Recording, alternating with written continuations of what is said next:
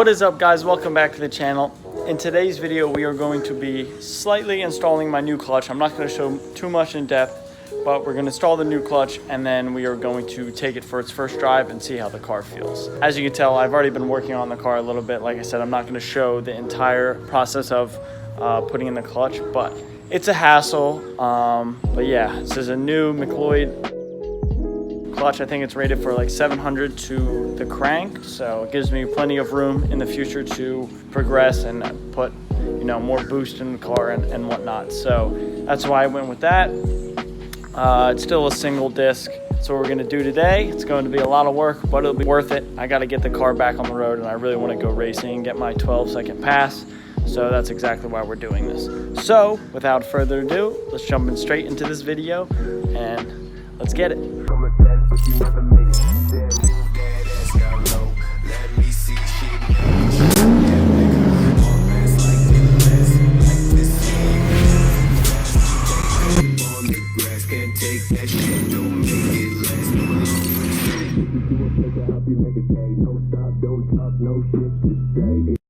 Okay, but we're currently under here trying to get the training out, but we can't get it out. It is stuck on passenger side header, and we have had no luck. Spent like 3 hours trying to drop this thing and just can't get it out.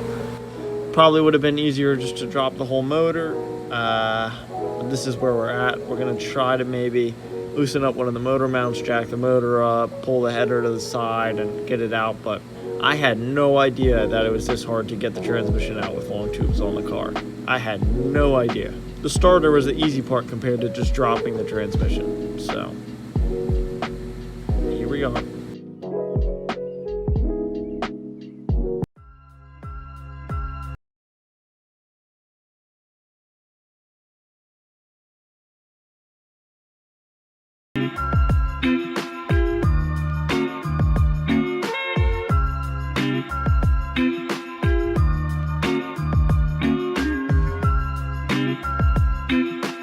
All right, well, 2 full days worth of work.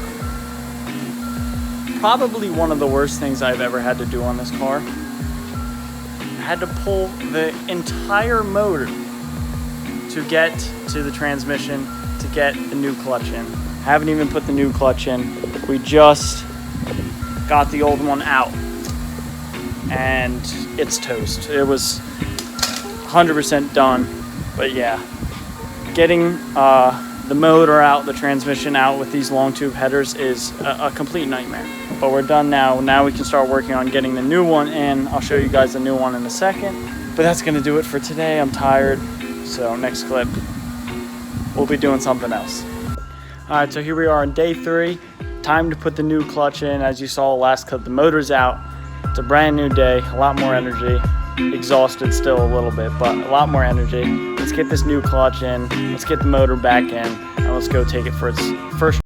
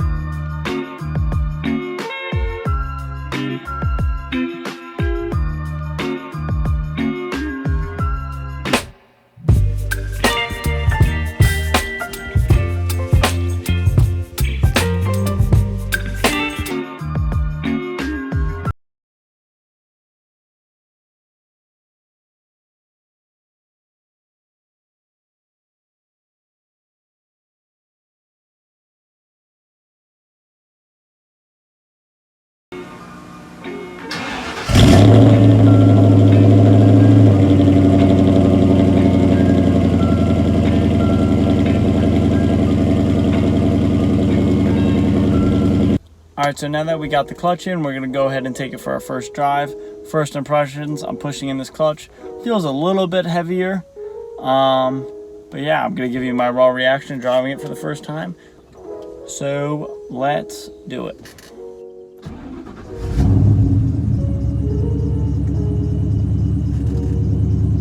Ignore the chirping of that pulley. I have a bad pulley I got to replace, but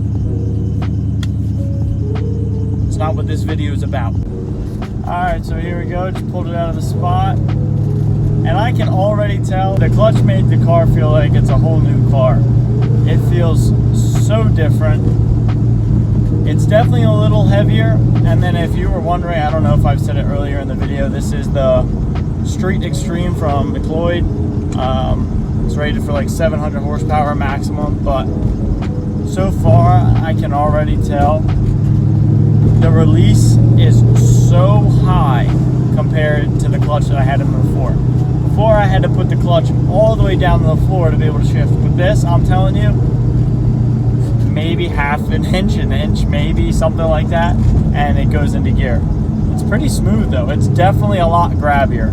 Like out of first gear, it grabs and it's a little boggy, but I mean, this, like I said, this is only my first time driving it, so it's probably gonna be a little bit of a learning curve.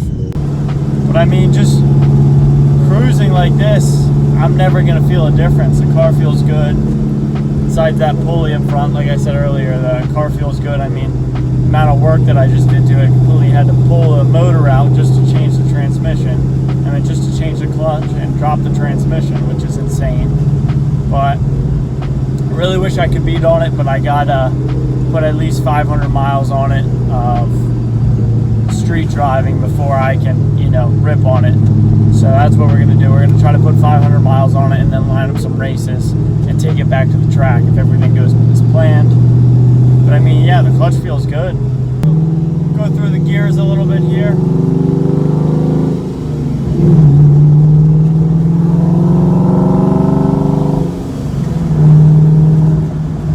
It's butter, man. It really doesn't feel, I feel like I'm already getting used to it. It's really not 100% streetable. I could drive this no problem on the street. Well, I am. It's definitely more aggressive, definitely bites a little bit harder, but other than, you don't really notice it unless you're leaving first gear, and I'm sure I'll get the hang of it. So it's definitely good clutch. Definitely was the right choice. Definitely gave me that horsepower range to you know, possibly upgrade the car later on, but not have to pay over $1,000 for a clutch and not have to get a twin disc. That's a little bit more like 1,000 horsepower rated for. So I didn't really need that. I don't plan on making 1,000 wheel or 1,000 crank ever with this car, so this was definitely the right choice. Might as well get a couple sound clips for you guys since I'm driving the car again.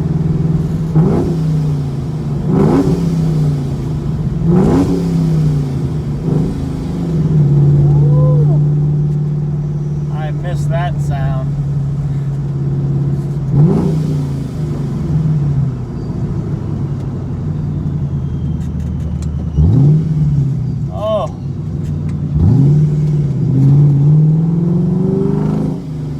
I wish I could rev that up to 6K right now. Can't wait. I can't wait. Alright, well, that's going to do it for today's video. Hopefully you guys enjoyed. If you haven't already, make sure you're subscribed. I have a whole series coming up in the next week, I believe, going to be called Newedge vs. New Era, where I'm going to be racing my Newedge Mustang against New Era cars. I know a lot of people are going to enjoy that, so make sure you're subscribed and turn on the notification button so you don't miss it when those videos drop. But thanks for watching. I'll see you guys next week.